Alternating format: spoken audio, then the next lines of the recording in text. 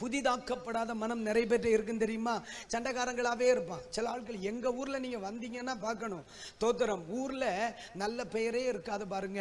ஊர்ல தோத்திரம் சண்டை வழக்குகள் அவ்வளவுதான். ஆனா சபையில வந்து அந்நிய பாஷை கூட அப்படி பேச முடியாது, அப்படி பேசுவான் இவன். அந்நிய பாஷை பார்த்துருவான், தரிசனம் பார்த்துருவான். சில ஆட்கள் ஃபர்ஸ்ட் நான் கண் மூடி ஜெபித்து கொண்டிருந்த பொழுது பயங்கர இருளாய் தெரிந்தது. எங்களுக்கு என்ன பல்பா போட்டு வச்சிருக்குள்ள, எல்லா பேரும் கண்ணு மூடனா இருட்டாத்தான் தெரியுது. இப்படியெல்லாம் சொல்லுவான்.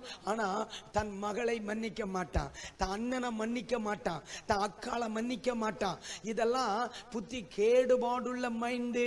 தன் மருமகளை மன்னிக்க மாட்டா, தன் மருமகனை மன்னிக்க மாட்டா. தன்னோடு இருக்கிறவர்களை வெறுப்பாத்தான் இருக்கும், வெறுப்பாத்தான் இருக்கும், கோபமாத்தான் இருக்கும். ஆனா ஆண்டவர்கிட்ட சொல்லுவான், எப்பொழுது நீர் வருவீர்? உடனே ஆண்டவர் சொன்ன, நாசமா போனவளை நீ சாகிறது வரைக்கும் நான் வர மாட்டேன். அல்லேலூயா, ஆமென். பக்கத்தில் இருக்கிற சகோதரியை மன்னிக்க முடியல, கூட இருக்கிற சகோதரியை மன்னிக்க முடியல. அப்பா நீர் எப்பொழுது வருவே? நான் வந்தாலும் நீ உனக்கு தெரியாம பெயரும், வந்ததும் தெரியாது, போறதும் தெரியாது. கர்த்தருக்கு ஸ்தோத்திரம். அல்லேலூயா. பக்கத்துல கை பிடிச்சு சொல்லுங்க, மனம் புதிதாகுங்கள், வெறுப்பை விட்டு வெளியே வா. வெறுப்பை விட்டு வெளியே வாங்க. என்ன?